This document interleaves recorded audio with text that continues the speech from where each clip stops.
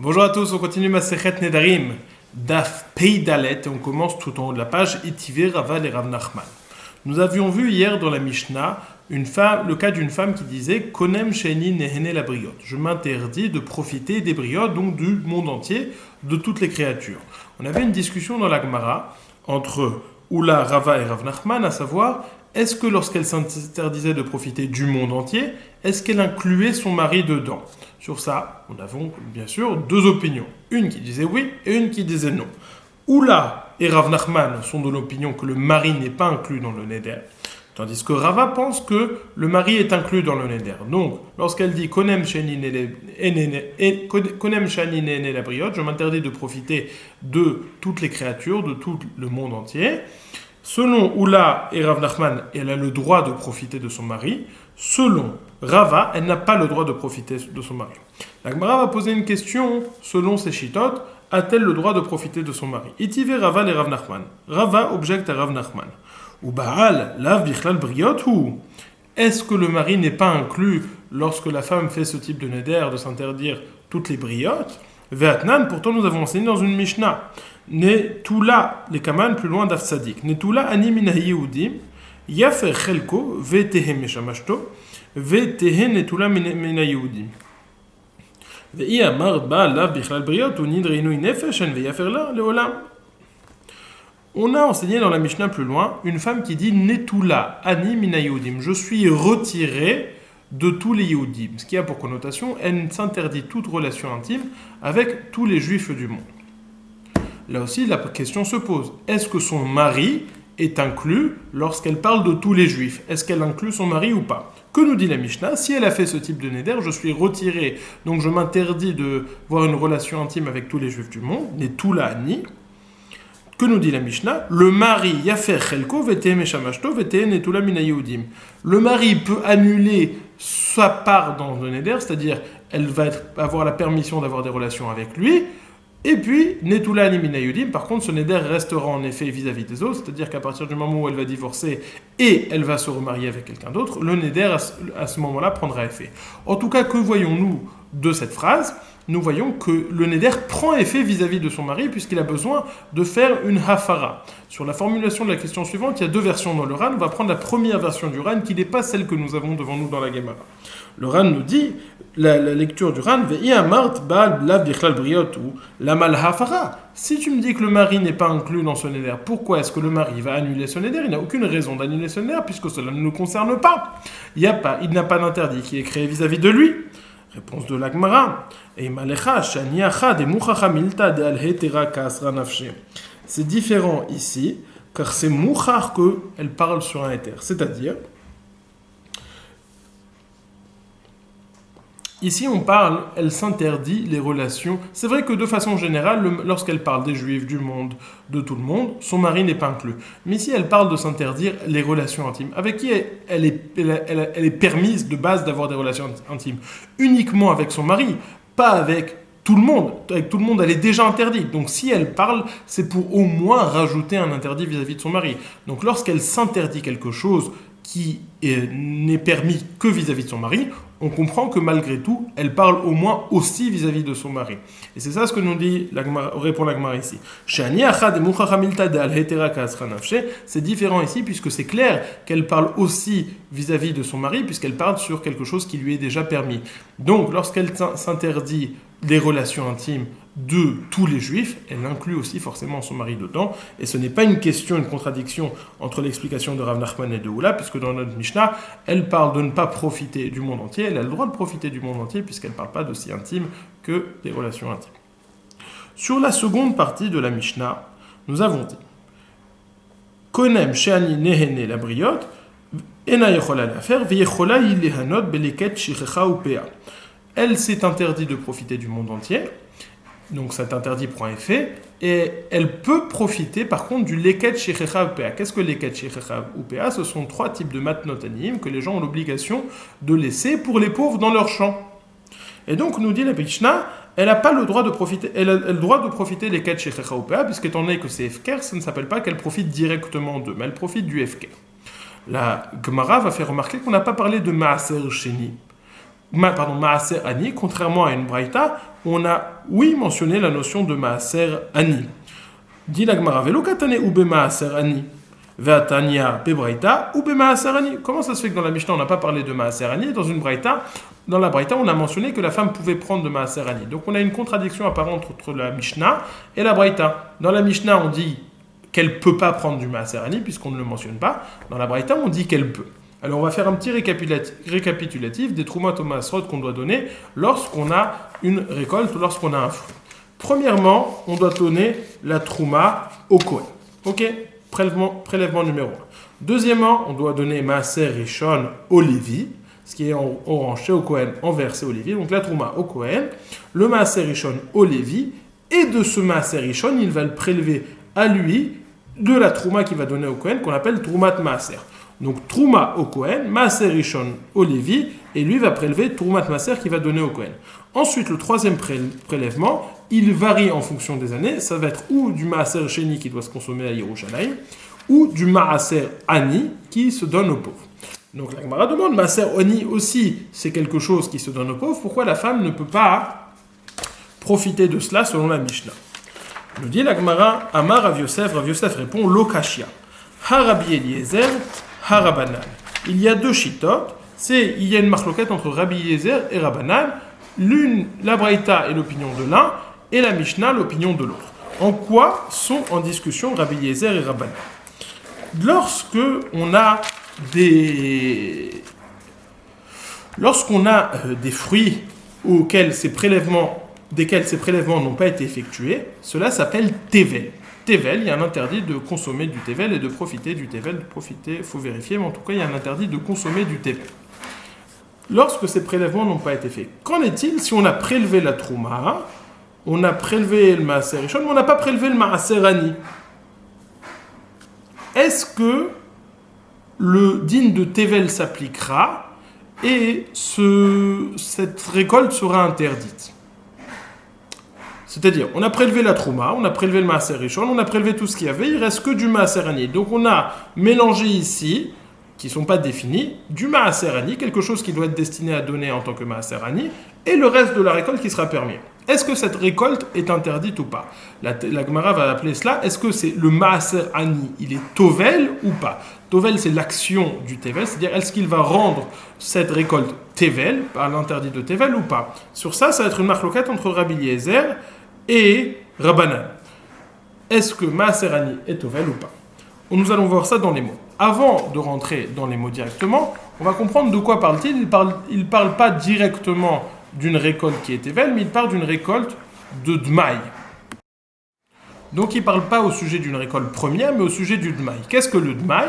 C'est du Safek Tevel. C'est quelque chose qu'on a pris d'un Maaretz, où il y a un doute, il y a un léger doute en tout cas, qu'ils n'ont pas fait les prélèvements requis. En tout cas, le reste des prélèvements, la Trouva, on suppose qu'ils sont faits, mais le reste des prélèvements, on suppose qu'ils n'ont pas été faits. Et il y a un doute. Donc, Chachamim m'ont institué qu'on devait prélever de cette récolte qu'on a achetée d'un Maaretz, Misafek, on doit prélever le Maaser Rishon. La question, c'est que doit-on faire du Maaser Ani? Et ça va être le sujet de la discussion entre Rabbi Eliezer et Chachamim. Alors, je lis dans les mots. Amar Rav Yosef Lokashia. Harabi Eliezer, Harabanan. Ça, l'un c'est l'opinion de Rabbi Eliezer, l'autre c'est l'opinion de Rabbanan. Rabbi Eliezer, dites-nous car nous avons enseigné dans une Mishnah, dans Masechet Dmaï. Rabbi Eliezer Omer, En Adam Tzarich Likrot Shem al Maaser Ani Shel Dmaï. Vechachamim Omrim, Kore Shem ve'en Tzarich Leafrish. Rabbi Eliezer est de l'opinion que le Maaser Ani n'est pas Tovel. C'est-à-dire ça ne crée pas un interdit de Tovel. De ce fait, il n'a pas besoin ni même de le définir, puisque tout le mélange qui se trouve devant lui, le mélange de Choulin et de Maaser Ani, qui devrait être appelé Maaser Ani, est de toute façon permis, puisque le Maaser Ani n'interdit pas quoi que ce soit. Donc Rabbi Eliezer nous dit En Tzarich Likrot Shem, on n'a pas besoin d'appeler le nom du Maaser Ani, de définir le Maaser Ani, lorsqu'on a du Dmaï. Chachamim Omrim, Koreshem, Chachamim, quant à eux, nous disent, étant donné que le Maaser Ani interdit tout ce mélange, il doit définir le Maaser Ani. Il doit dire, ça c'est le Maaser Ani. Malgré tout, étant donné que c'est du Dmaï, il n'a pas besoin de le prélever. En tsarich leafrish, puisque c'est un safek, il n'a pas besoin de le prélever, motzi mechavero à la veraya. Ok. En tout cas, nous avons ici une marloquette entre Rabbi Eliezer et Chachamim. Rabbi Eliezer nous dit il n'y a pas besoin de l'appeler, de faire Kriyat Shem, de définir quel est la Serani, parce que ça n'interdit pas le reste. Et Chachamim nous disent il y a besoin d'interdire. Il y a besoin de l'appeler, de le définir, puisque cela interdit la récolte. Donc, ça, c'est la première marloquette entre Rabbi Eliezer et Chachamim. Maïlav nous dit la Gemara. Les man d'amar sfeko tovel kasavar it le tovatana, וכיוון דאית לטובת הנאה, לא מהניה. ולמאן דאמר אינו קורא שם, כסבר ספקו אינו טובל, וכל שספקו אינו טובל, לית לטובת הנאה, ושאר אלה להתהנויה. Là, ça passe à la question suivante. Quel rapport entre la question est-ce que le maaser ani est tovel ou pas, et la question est-ce que je peux le donner? Est-ce qu'on peut en profiter ou pas? Est-ce que cette femme qui a fait ce néer peut en profiter ou pas? Alors le verset nous dit au sujet, la Gemara nous dit que ce verset parle de Tevel, le verset nous dit Velo yechalelu et koché bene Israël asher yarimu. Ils ne vont pas rendre choulin les kochim des bene Israël, ça parle de Tevel, asher yarimu, qu'ils vont prélever, mais qu'ils vont, qu'on comprend, dans un sens de donner. On comprend, nous explique le Ran, que lorsqu'il y a un interdit de Tevel, lorsqu'on a quelque chose qui crée un interdit de Tevel, alors le propriétaire a la capacité de choisir à qui donner, cette chose qui doit être prélevée. Lorsqu'il n'y a pas d'interdit de Tevel, alors le propriétaire n'a pas le choix à qui donner, et le pauvre peut venir et récupérer. C'est là donc qu'on fait le lien. Si on pense que le Maaser Ani crée un interdit de Tevel, alors le propriétaire a le droit de décider à qui le donner. Donc on voit ici un don direct entre le propriétaire qui donne le Maaser Ani à cette femme. Si ce Maaser Ani n'est pas Tovel, ne crée pas un interdit de Tovel, alors c'est considéré comme du Hefker. Étant donné que c'est considéré comme du Hefker, la Ani qui viendrait le prendre, ou la femme qui viendrait le prendre, elle prend du Hefker, et on ne voit pas le lien direct avec le propriétaire, c'est pas comme s'il donnait du propriétaire. Et c'est comme ça que Rav Yosef explique la contradiction apparente entre la Braïta et la Mishnah. Lorsque la Braïta nous dit qu'on a le droit de prendre du Maaser Ani lorsqu'on a l'interdiction de profiter du propriétaire de cette récolte, on est selon l'opinion de Rabbi Eliezer. Étant donné que le Maaser Ani n'est pas Tovel, ne crée pas un interdit de Tevel, ça c'est considéré comme Hefker et il ne récupère pas le Maaser Ani directement du propriétaire. Par contre, lorsque la Mishnah nous dit on n'a pas le droit de prendre le Maaser Ani, pourquoi est-ce qu'on n'a pas le droit de prendre le Maaser Ani? Étant donné, petit 1, que le Maaser Ani crée un interdit, de ce fait, il rentre dans la catégorie de Asher Yarimu, le propriétaire a le droit de donner à qui il le veut, donc il y a un don qui se fait du propriétaire au Ani, de cette briotte chez laquelle la femme a l'interdit de profiter, à cette femme, et donc c'est pour cela que ça sera interdit. Amar le Abaye, découle almas feko tovel. De Rabbi Eliezer, de Rabbanan, behak amiflige. Rabbi Eliezer savar, lo nerchedu amearetz al maaser ani, kevan de ilu mefker nechese vave ani veshakale hu lit lepseda. Veshakale hu lit lepseda. De Rabbanan savre nechase lo mafker inche, de mirta dil mazache beu inche acharine, il kach nerchedu. Abaye n'est pas d'accord avec Rav Yosef, il nous dit non. La marloquette entre Rabbi Eliezer et Chachamim ne doit pas être compris de la façon suivante, de la façon dont on l'a compris. Jusqu'à présent, on a une marloquette entre Rabbi Eliezer et Chachamim. Rabbi Eliezer nous dit il n'y a pas besoin de définir le Maaser Ani. Chachamim nous dit il y a besoin de définir le Maaser Ani. Nous, on a expliqué, selon Rabbi Eliezer, le Maaser Ani crée un interdit, ne crée pas d'interdit, il n'est pas Tovel. Selon Chachamim, qu'il faut définir, parce que le Maaser Ani crée un interdit, parce qu'il est Tovel. Rav Yosef nous dit non. Selon tout le monde, le Maaser Ani est Tovel. Le Maaser Ani crée un interdit. S'il en est ainsi, pourquoi est-ce que Rabbi Eliezer nous dit il n'y a pas besoin de prélever il n'y a pas besoin de le définir? En fait, étant donné qu'ici on parle du Dmaï, on ne parle pas du Maaser Ani Vadaï. Lorsqu'il s'agit du Maaser Ani Vadaï, tout le monde est d'accord que ça crée un interdit. Lorsqu'on parle ici, on parle du Dmaï. Du Dmaï, c'est une récolte qui a été prise d'un Amaharet. Alors rappelez-vous, on a dit Amaharet, l'onerchedu à la Trouma. Sur du Dmaï, on n'a pas besoin de prélever la Trouma. Sur ça, en fait, porte la discussion entre Rabbi Eliezer et Chachamim. Est-ce que sur Judmaï, on a besoin de prélever le Maaser Ani ou pas? Pourquoi est-ce qu'on aurait besoin? Pourquoi est-ce qu'on n'aurait pas besoin? Est-ce qu'on suppose qu'il a déjà été prélevé avant ou pas? Rabbi Eliezer nous dit, on peut supposer qu'il a déjà été prélevé avant pour la raison qu'on va expliquer tout de suite. Chachamim nous disent non, on ne suppose pas et donc il faut quand même prélever le Maaser Ani. Et donc leur Machloket n'a pas de rapport avec ça, c'est pour ça qu'il va falloir expliquer la Braïta et la Mishnah différemment. Donc, Amarle Abaye nous dit des coulées almas fekotovel. Rabbi Eliezer et Chachamim, tout le monde pense que le Maaser Ani crée un interdit. Quelle est la question?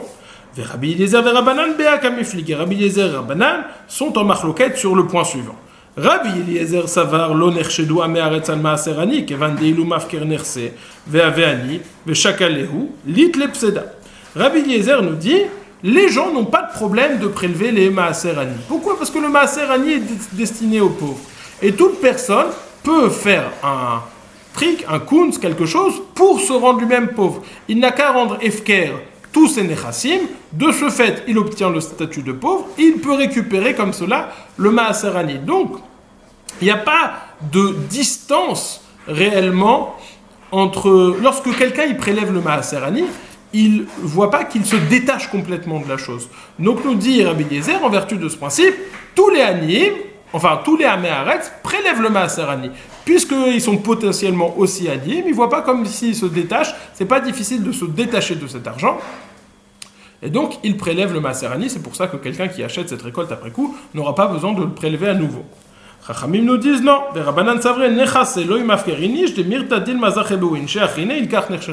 dit un homme, il ne commence pas à jouer à ce jeu de rendre tous ses biens efker, puis après pour prendre le Maaser Ani et après récupérer ses biens. Non. Un homme, il ne rend pas tous ses biens FK, il a peur que s'il rend tous ses biens FK, il y a quelqu'un d'autre qui vient, et qui va lui prendre tous ses biens, il a peur, il ne joue pas à ça. Donc c'est pour ça que le Maaser Ani, il ne prélève pas, parce qu'il n'a pas cette possibilité éventuelle de le récupérer. Il ne pense pas en tout cas que c'est une possibilité. Et de ce fait, étant donné qu'il ne le prélève pas, eh ben, toi qui es le consommateur, tu vas devoir le prélever à nouveau. C'est ça la marloquette entre Rabbi Eliezer et Chachamim. Donc ça repousse la proposition de Rav Yosef, de réponse de notre Mishnah.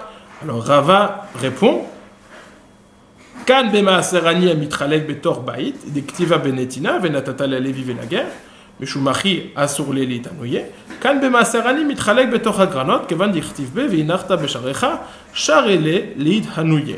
Nous dit Rava, il y a une différence en réalité entre la Braïta et la Mishnah parce qu'il y a une différence entre deux types de Maaser Ani. Il y a le Maaser Ani dans les granotes et le Maaser Ani dans la maison. C'est quoi les granotes? Les granotes, c'est les espèces de tas qu'on fait de la récolte. Dans la maison, c'est dans la maison. Au sujet de la maison, le verset nous dit Venatata la Lévi. Encore une fois, on a le terme de Netina qui est dit tu vas le donner. Donc on comprend que uniquement dans la maison, le propriétaire a le droit de décider à qui va-t-il le donner. Donc on voit ici un don direct entre le propriétaire et le Hani qui vient récupérer. C'est pour ça qu'une femme qui n'a pas le droit de profiter de ce propriétaire ne pourra pas prendre ce Maaser Ani. Ça c'est Maaser Ani Babait. Par contre, lorsqu'il s'agit de Maaser Ani Bagranot, le verset nous dit, dans ces tas, ces espèces de tas dans les champs, le verset nous dit, Veinarta bisharecha, tu vas les laisser dans tes portes, dans tes terrains, dans tes... Bisharecha, tu vas le laisser. On n'a pas utilisé là-bas le terme de netina, on a utilisé là-bas le terme de veinarta, de le laisser. Donc lorsqu'il est dans les granotes, les gens peuvent venir le prendre et donc il n'y a pas de don direct du propriétaire au Hani qui vient le récupérer. C'est pour ça que la femme va pouvoir le récupérer à cet endroit-là. Et c'est ce Maaser Ani duquel la Braïta s'agit. Lorsque le Maaser Ani est dans la maison, là le propriétaire a le droit de le donner à qui il le veut. Et c'est pour ça qu'il y a un don direct du propriétaire au Hani. C'est pour ça que la femme qui vient le récupérer, la femme qui a l'interdiction de profiter du propriétaire, ne peut récupérer ce type de Maaser Ani, puisque c'est un don direct de lui à elle. Et c'est ce type de Maaser Ani que la Mishnah vient omettre en nous disant « Ce Maaser Ani, tu ne vas pas pouvoir le récupérer ». Dans les mots, Rava Amar kan b'maaser ani mitralek betoch habayit dirtiva benetina venatata la levi velager mishumachi asur leli tanuye.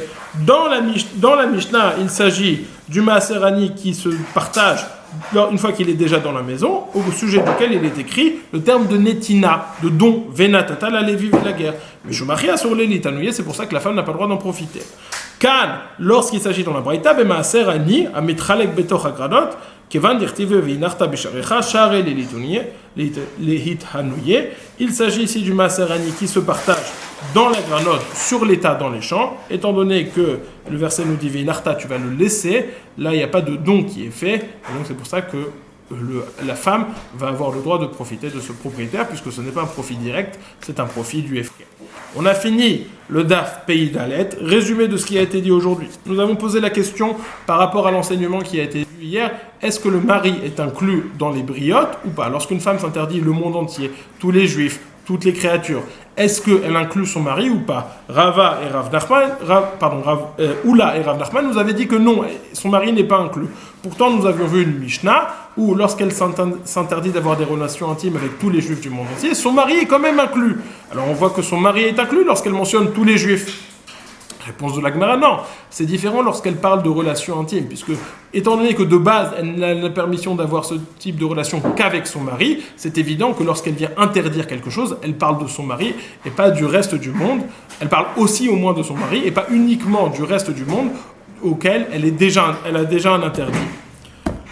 Ensuite, nous avons posé la question, la Mishnah nous a dit, lorsqu'elle a l'interdiction de profiter du monde entier, elle a le droit quand même de profiter de certains types de matlotanim, leket, shechecha, pa, puisque ça ne résulte pas d'un nom direct de ces personnes, c'est comme si elle profitait du FKR. Qu'en était-il du maaser ani, le maaser qu'on doit donner aux pauvres? Sur ça, on avait une discussion entre la Mishnah et la Braïta. 2 réponses ont été proposées à ce sujet. Réponse numéro 1, ça dépend de la chita. Est-ce qu'on pense que le maaser ani crée un interdit de tevel lorsqu'il est encore mélangé ou pas? Si on pense qu'il crée un interdit de tevel, alors dans ce cas-là, ce sera interdit de le donner, puisqu'au sujet de ça, au sujet de l'interdit de tevel, il était dit le terme de asher yarim, qu'ils vont être donnés directement, étant donné qu'ils vont être donnés, on voit un don direct du propriétaire au ani qui le reçoit. Et si le ani, en l'occurrence cette femme, a l'interdiction de profiter de son monsieur, ça devient interdit.